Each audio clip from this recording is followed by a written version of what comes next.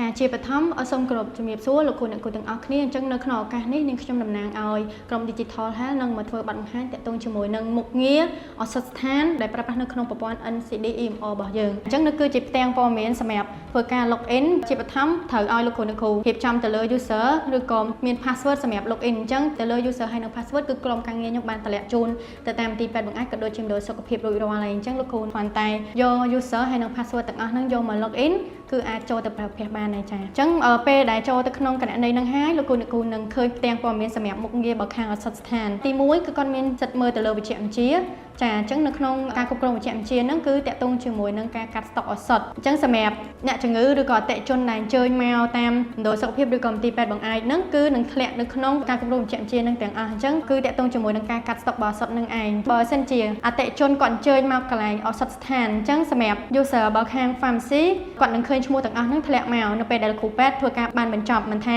CCS ឬក៏ DS ចាអញ្ចឹងនៅពេលដែលលោកគ្រូអ្នកគ្រូឃើញឈ្មោះអ្នកជំងឺដែលបានពិនិត្យជាមួយនឹងគ្រូពេទ្យហើយហ្នឹងគឺវានឹងធ្លាក់នៅក្នុងផ្ទាំងវិជ្ជាបញ្ជានេះតបមកលោកគ្រូអ្នកគ្រូចុច collection ដើម្បីបញ្ជាក់ថាយើងបា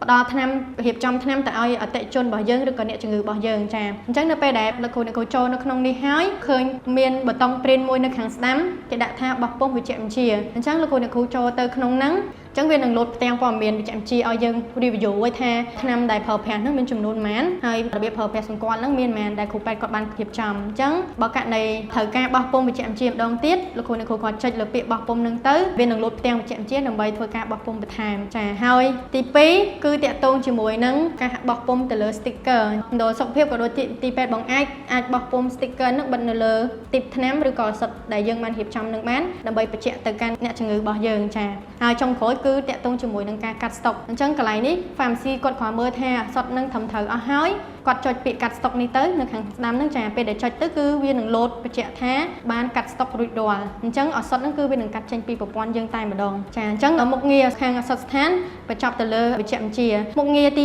2គឺតាក់ទងជាមួយនឹងស្តុកឱសថអញ្ចឹងនៅក្នុងស្តុកឱសថហ្នឹងគឺបែងចែកចេញជា3បន្ថែមទៀតទី1គឺតាក់ទងជាមួយនឹងបញ្ជីឱសថគឺតាក់ទងជាមួយនឹងឱសថដែលមាននៅក្នុងមណ្ឌលសុខភាពក៏ដូចជាមន្ទីរពេទ្យបង្អែកទាំងអស់អញ្ចឹងកាលណាដែលមានឈ្មោះគឺនឹងធ្លាក់មកនៅក្នុងការគ្រប់គ្រងស្តុកឱសថហ្នឹងអញ្ចឹងវាមានបង្ហាញអីគេខ្លះទី1តាក់ទងជាមួយនឹងលេខកូដឈ្មោះចាមានបរិមាណក៏ដូចជាការសម្គាល់ទៅលើឱសថហ្នឹងគឺឱសថគឺអាចមើលឃើញបានដូចគ្នាចំណុចទី2គឺតាក់ទងជាមួយនឹងការបញ្ចូលស្តុកអញ្ចឹងទៅលើការបញ្ចូលស្តុកជាទូទៅនៅពេលដែលខាងឱសថស្ថានឬក៏ pharmacy ហ្នឹងគាត់ទិញឱសថមកពីខាងក្រៅមិនថាទិញពីគណនីជំនួយឬក៏ពីខាងក្រសួងទេគឺគាត់ត្រូវតែមកបញ្ចូលនៅក្នុងស្តុកឱសថហ្នឹងអញ្ចឹងសម្រាប់ដើម្បីអាចចូលនៅក្នុងនឹងបានលោកគ្រូអ្នកគ្រូត្រូវចូលទៅក្នុងសញ្ញាបូកដែលគេដាក់ថាបញ្ចូលស្តុកឱសថថ្មីអញ្ចឹងពេលដែលចូលទៅក្នុងហ្នឹងគេទាមទារឲ្យដាក់អីគេតាម user ដែលគាត់ប្រើហ្នឹងគឺនៅមណ្ឌលឬមន្ទីរពេទ្យបង្អែកហ្នឹងគឺវានឹងលោតឈ្មោះហ្នឹងអញ្ចឹងឥឡូវហ្នឹងយើងយកនៅខាងខេត្តកំពតអញ្ចឹងលោកគ្រូអ្នកគ្រូនៅខាងខេត្តកំពតមកហើយអ្នកផ្គត់ផ្គង់សម្រាប់អ្នកផ្គត់ផ្គង់លោកគ្រូអ្នកគ្រូត្រូវចូលទៅកន្លែងប៊ូតុងកៅយិតនេះដើម្បីស្វែងរកថាអ្នកផ្គត់ផ្គង់ដែលបានទិញឱសថមកហ្នឹងតើខិតពីខាងណាមកបើសិនជាខាងក្រសួងលោកគ្រូអ្នកគ្រូធីកក្រសួងបើសិនជាខាងគណនេយ្យលោកគ្រូអ្នកគ្រូធីកគណនេយ្យហើយបើសិនជាជំនួយពីខាងក្រៅលោកគ្រូធីកជំនួយមកអញ្ចឹងខ្ញុំឧទាហរណ៍ថាខេសមួយនេះឬក៏សត្វស្ថានគាត់បញ្ចូលពីខាងជំនួយអញ្ចឹងគាត់ក៏រើសពាក្យជំនួយហើយយកពាក្យយល់ព្រមវានឹងលោតមកឲ្យថាអ្នកគ្រប់គ្រងនឹងយកមកពីខាងណាបន្ទាប់មកទៅលើឈ្មោះឱសថជាទូទៅខាងឱសថស្ថានគឺគាត់មានឈ្មោះតាក់ទងជាមួយនឹងការទិញចូលហ្នឹងឯងអញ្ចឹងគាត់យកឈ្មោះហើយនឹងលេខកូដមកវាយក៏បានដែរលោកគ្រូអ្នកគ្រូគាត់វាយឈ្មោះដែលស្តៀងនឹងទៅគឺវាលោតមកហើយអញ្ចឹងខ្ញុំឧទាហរណ៍ថាខ្ញុំយកឈ្មោះ Amlodipine នេះមួយនៅលើ Amlodipine ហ្នឹងគឺមានបញ្ជាក់អីថាលោកគ្រូអ្នកគ្រូចង់បញ្ចូលចំនួនបរិមាណ100 1000ឬក៏50លោកគ្រូអ្នកគ្រូវាយតាមនឹងទៅចាអញ្ចឹងឥឡូវឧទាហរណ៍ខ្ញុំដាក់100បើសិនជាលោកគ្រូអ្នកគ្រូពិនិត្យទៅថាគ្រប់ជ្រុងជ្រោយអស់ហើយអាចធ្វើការរក្សាទុកបានតែបើថាចង់បញ្ចូលថ្នាំប្រភេទដែលទិញចូលដូចគ្នាអាចរើថ្នាំផ្សេងៗមកបញ្ចូលថែមទៀតអញ្ចឹងលោកគ្រូអ្នកគ្រូអាចដាក់ចំនួនតាមនឹងមកហើយដូចខ្ញុំជំរាបមុននឹងអញ្ចឹងបើករណីគ្រប់អ្វីដែលយើងត្រូវពេញព័ត៌មានអស់ហើយលោកគ្រូអ្នកគ្រូចុចរក្សាទុកចាអញ្ចឹងនៅពេលដែលចុចរក្សាទុកហើយចំនួនឱសថដែលយើងបានធ្វើមុនហ្នឹងគឺនឹង direct ឬក៏ auto ធ្លាក់ចូលទៅក្នុងប្រព័ន្ធរបស់យើងតែម្ដងអញ្ចឹងគ្រូពេទ្យគឺគាត់អាចចាប់ផ្ដើមប្រើប្រាស់ទៅលើឱសថដែលយើងបានបញ្ចូលមុនហ្នឹងចាអញ្ចឹងបន្តទៅទៀតគឺយើងចូលទៅដល់ចំណុចទី3ការកែតម្រង់ស្តុកគឺ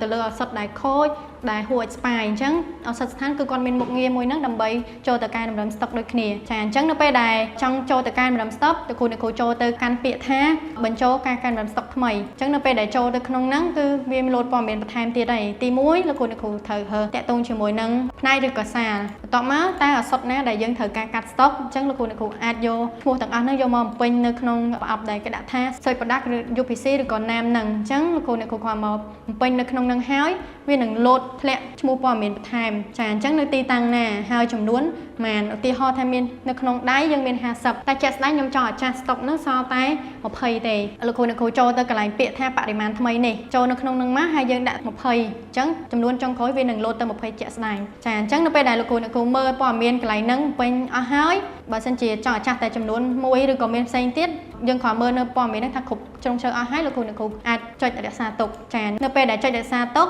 វាអត់ទាន់កាត់ស្តុកភ្លាមទេវាមានកន្លែងមួយដើម្បីឲ្យយើង verify ថាស្តុកដែលយើងកាត់ហ្នឹងឬក៏ចំនួនដែលយើងតម្រឹមហ្នឹងត្រឹមត្រូវឬក៏អត់អញ្ចឹងត្រូវតម្រូវឲ្យលោកគ្រូចូលទៅសញ្ញាផ្កាយដើម្បី approve អញ្ចឹងនៅពេលដែលលោកគ្រូចុច approve ហើយគឺស្តុកទាំងអស់ហ្នឹងវានឹងធ្លាក់ចូលទៅស្តុកចុងក្រោយដែលយើងកាត់ហ្នឹងចាហើយបន្តទៅទៀតតាក់ទងជាមួយនឹង user សុទ្ធស្ថានគាត់ក៏មានសិទ្ធិក្នុងការមើលរបាយការណ៍ដូចគ្នាចឹងរបាយការណ៍របស់គាត់គឺតាក់ទងជាមួយនឹងរបាយការណ៍ឱសថគឺយើងបែងចែកចេញជា2ទៀតយើងមានឱសថស្តុកដែលមាននៅក្នុងប្រព័ន្ធអញ្ចឹងចំនួនដែលមាននៅក្នុងប្រព័ន្ធទាំងប៉ុន្មានគឺគាត់មកមើលនៅក្នុងរបាយការណ៍ស្តុកឱសថហ្នឹងហើយទី2គឺតាក់ទងជាមួយនឹងរបាយការណ៍សកម្មភាពរបស់ស្តុកអញ្ចឹងជាទូទៅនៅពេលដែលឱសថទិញចូលកាត់ស្តុកលក់ចាញ់ឬក៏ផ្ដល់ទៅកាន់អតិថិជនរបស់យើងឬក៏អ្នកជំងឺរបស់យើងហ្នឹងគឺលោតចូលទៅក្នុងរបាយការណ៍សកម្មភាពស្តុកហ្នឹងចាអញ្ចឹងសរុបរួមតាក់ទងជាមួយនឹង user ខាងឱសថស្ថានគឺមានមុខងារ3សំខាន់ទី1គឺតាក់ទងជាមួយនឹងវិជ្ជបញ្ជាទី2តាក់ទងជាមួយនឹងស្តុកឱសថនិងទី3តាក់ទងជាមួយនឹងរបាយការណ៍អញ្ចឹងដូចខ្ញុំរៀបរាប់ខាងលើអញ្ចឹងទៅលើ user ស្ថានគឺមាន3សំខាន់ហ្នឹងចាអរគុណជំរាបលា